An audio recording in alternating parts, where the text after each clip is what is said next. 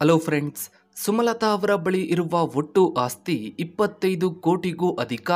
ಸುಮಲತಾ ಅವರ ಬಳಿ ವಿಷ್ಣುವರ್ಧನ್ ಹಾಗೂ ಅಂಬರೀಷ್ ಅವರು ಯಾವ ರೀತಿ ನಡೆದುಕೊಳ್ತಾ ಇದ್ರು, ಸುಮಲತಾ ಅಂಬರೀಷ್ ಅವರನ್ನ ಯಾಕೆ ಇಷ್ಟಪಡ್ತಾ ಇರಲಿಲ್ಲ, ಸುಮಲತಾ ಸಿನಿರಂಗಕ್ಕೆ ಎಂಟ್ರಿ ಕೊಡಲು ಮುಖ್ಯ ಕಾರಣವೇನು, ಅಂಬರೀಷ್ ಅವರ ವ್ಯಕ್ತಿತ್ವ ಸರಿಯಿಲ್ಲ ಅಂತ ಹೇಳಿದ್ದು ಯಾರು, ಬನ್ನಿ ಸ್ನೇಹಿತರೆ ಇವತ್ತಿನ ಈ ಒಂದು ವಿಡಿಯೋದಲ್ಲಿ ಸುಮಲತಾ ಅವರ ಲೈಫ್ ಯಾವ ರೀತಿ ಇತ್ತು ಅನ್ನೋದನ್ನ ಇವತ್ತಿನ ಈ ಒಂದು ವಿಡಿಯೋದಲ್ಲಿ ನೋಡೋಣ.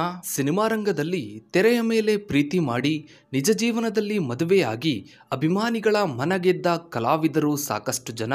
ಅವುಗಳಲ್ಲಿ ವಿಷ್ಣುವರ್ಧನ್ ಭಾರತಿ, ಶಂಕರ್ ನಾಗ್ ಅರುಂಧತಿ, ಅಂಬರೀಷ್, ಸುಮಲತಾ, ಇನ್ನು ಈಗ ಯಶ್ ಹಾಗೂ ರಾಧಿಕಾ ಪಂಡಿತ್. ಸುಮಲತಾ ಕನ್ನಡ, ತೆಲುಗು, ಮಲಯಾಳಂ ಹಾಗೆ ಹಿಂದಿ ಭಾಷೆಗಳಲ್ಲಿ ಸರಿಸುಮಾರು 200ಕ್ಕೂ ಹೆಚ್ಚು ಸಿನಿಮಾಗಳಲ್ಲಿ ನಟಿಸಿರುವಂತಹ ಬಹುಭಾಷಾ ನಟಿ.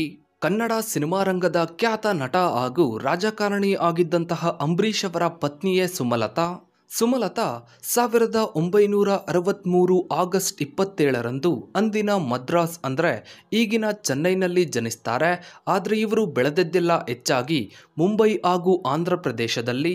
ಆಗಿನ ಕಾಲದಲ್ಲಿ ಅಂದರೆ 1960 ಹಾಗೂ 70ರ ದಶಕದಲ್ಲಿ ಸುಮಲತಾ ತಂದೆ ಮದನ್ ಮೋಹನ್ ಅತ್ಯಂತ ಹೆಸರುವಾಸಿಯಾಗಿದ್ದರು.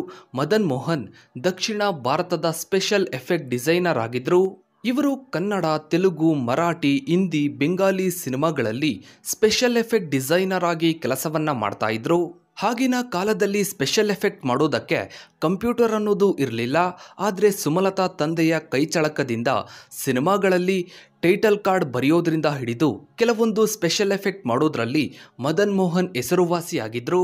ಸುಮಲತಾ ತಾಯಿ ರೂಪಾ ಮೋಹನ್. ಈ ಇಬ್ಬರು ದಂಪತಿಗಳಿಗೆ 5 ಜನ ಮಕ್ಕಳಿದ್ರು. ಅವರಲ್ಲಿ 4ನೆಯವರೇ ಸುಮಲತಾ. ಆದರೆ ಸುಮಲತಾ ಅವರಿಗೆ ಕೇವಲ 7 ವರ್ಷವಿದ್ದಾಗಲೇ ಮದನ್ ಮೋಹನ್ ಸಾವನ್ನಪ್ತಾರೆ. ಹೀಗಾಗಿ ರೂಪಾ ಮೋಹನ್ ಅವರು ತಮ್ಮ ಸ್ವಂತ ಊರಾದ ಗುಂಟೂರಿಗೆ ಮಕ್ಕಳೊಂದಿಗೆ ವಾಪಸ್ ಹೋಗ್ತಾರೆ. ಹೀಗಾಗಿ ಸುಮಲತಾ ತಮ್ಮ ಎಲ್ಲ ಶಿಕ್ಷಣ ಹಾಗೂ ಬಾಲ್ಯವನ್ನ ಗುಂಟೂರಿನಲ್ಲೇ ಕಳೀತಾರೆ. ಸುಮಲತಾ ಬಾಲ್ಯದಲ್ಲಿ ತುಂಬಾ ಚೆನ್ನಾಗಿ ಓದ್ತಾ ಇರ್ತಾರೆ. ಅವರಿಗೆ ಡಾಕ್ಟರ್ ಆಗಬೇಕು ಅನ್ನೋ ಕನಸು ಕೂಡ ಇರುತ್ತೆ. ಆದರೆ ರೂಪಾ ಮೋಹನ್ ಅವರಿಗೆ 5 ಜನ ಮಕ್ಕಳನ್ನ ಓದಿಸೋದಕ್ಕೆ ಕಷ್ಟ ಆಗ್ತಾ ಇರುತ್ತೆ. ಹೀಗಾಗಿನೇ ಸುಮಲತಾ ಅವರು ಕೇವಲ 10ನೇ ತರಗತಿವರೆಗೂ ಮಾತ್ರ ಓದೋದಕ್ಕೆ ಸಾಧ್ಯವಾಗುತ್ತೆ. ಮುಂದೆ ಸುಮಲತಾ ಕಾಲೇಜ್ಗೂ ಕೂಡ ಜಾಯಿನ್ ಆಗ್ತಾರೆ. ಆದರೆ ಕುಟುಂಬದ ಜವಾಬ್ದಾರಿ ಇದ್ದ ಕಾರಣ ತಮ್ಮ 15ನೇ ವಯಸ್ಸಿಗೆ ಸಿನಿಮಾ ರಂಗಕ್ಕೆ ಎಂಟ್ರಿ ಕೊಡ್ತಾರೆ. ಸುಮಲತಾ ಸಿನಿಮಾ ರಂಗಕ್ಕೆ ಎಂಟ್ರಿ ಕೊಡೋಕ್ಕೂ ಒಂದು ಕಾರಣವಿತ್ತು. ಅದು 1978ನೇ ಇಸ್ವಿ. ಆಗ ಮಿಸ್ ಆಂಧ್ರ ಪ್ರದೇಶ ಸ್ಪರ್ಧೆ ನಡೀತಾ ಇತ್ತು.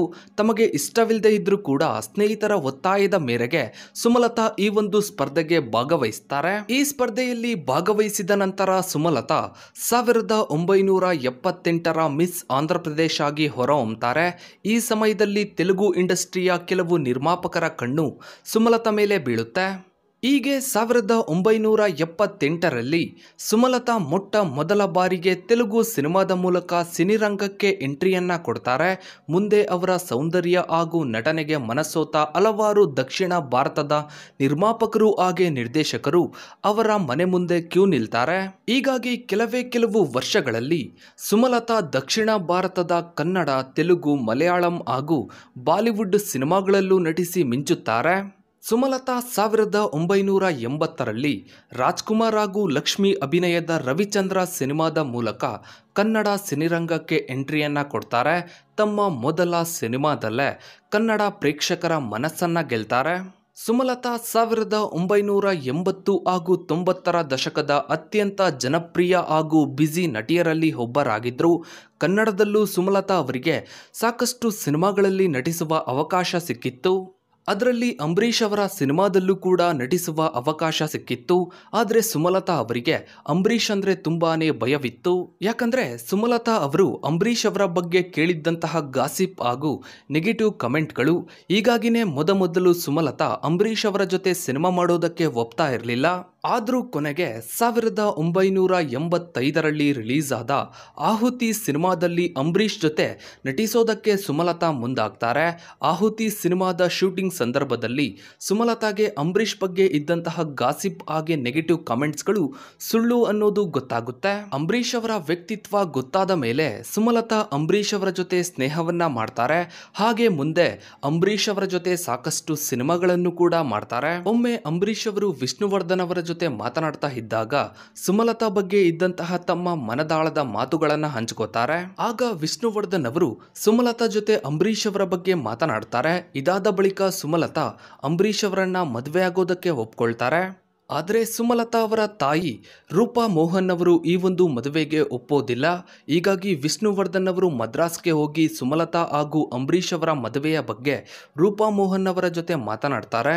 ಕೊನೆಗೂ ರೂಪಾ ಮೋಹನ್ ಅವರು ಈ ಒಂದು ಮದುವೆಗೆ ಒಪ್ಕೊಳ್ತಾರೆ. ನಂತರ ಇವರಿಬ್ಬರ ಸ್ನೇಹ ಪ್ರೀತಿಯಾಗಿ 1991 ಡಿಸೆಂಬರ್ 8ರಂದು ಅಂಬರೀಷ್ ಹಾಗೂ ಸುಮಲತಾ ಸರಳವಾಗಿ ಮದುವೆ ಆಗ್ತಾರೆ. ಈ ದಂಪತಿಗಳಿಗೆ 1983ರಂದು ಒಂದು ಗಂಡು ಮಗು ಕೂಡ ಜನಿಸುತ್ತೆ. ಇದಾದ ಬಳಿಕ ಸುಮಲತಾ ಮಂಡ್ಯದ ಎಂಪಿ ಆಗಿ ಆಯ್ಕೆಯಾಗೋ ಮೂಲಕ ರಾಜಕೀಯಕ್ಕೂ ಕೂಡ ಎಂಟ್ರಿಯನ್ನ ಕೊಡ್ತಾರೆ. ಇನ್ನು ನೀವು ಕೂಡ ಸುಮಲತಾ ಅವರ ಅಭಿಮಾನಿಯಾಗಿದ್ರೆ ತಪ್ಪದೆ ಕಮೆಂಟ್ ಸೆಕ್ಷನ್ ಅಲ್ಲಿ ಕಮೆಂಟ್ ಮಾಡಿ. ಹಾಗೆ ವಿಡಿಯೋಗೊಂದು ಲೈಕ್ ಮಾಡ್ತಾ ವಿಡಿಯೋನ ಆದಷ್ಟು ಎಲ್ಲ ಕಡೆ ಶೇರ್ ಮಾಡಿ. ಇದೇ ರೀತಿಯ ಸಿನಿಮಾಗಳ ಅಪ್ಡೇಟ್ಗಾಗಿ ತಪ್ಪದೆ ನಮ್ಮ ಚಾನಲ್ಗೆ ಸಬ್ಸ್ಕ್ರೈಬ್ ಮಾಡ್ಕೊಳ್ಳಿ. ಹಾಗೆ ಪಕ್ಕದಲ್ಲಿ ಕಾಣೋ ಬೆಲ್ ಐಕಾನ್ ಕೂಡ ಕ್ಲಿಕ್ ಮಾಡಿ. Thanks for watching.